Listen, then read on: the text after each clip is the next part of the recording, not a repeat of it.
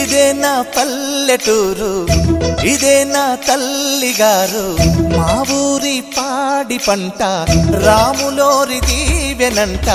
తల్లి గోదావరి నీళ్ళు కడిగ సీతమ్మ పాదాలు, ఊరంతా హాయ్ హాయ్ హాయ్, మనసంతా హాయ్ హాయ్ హాయ్.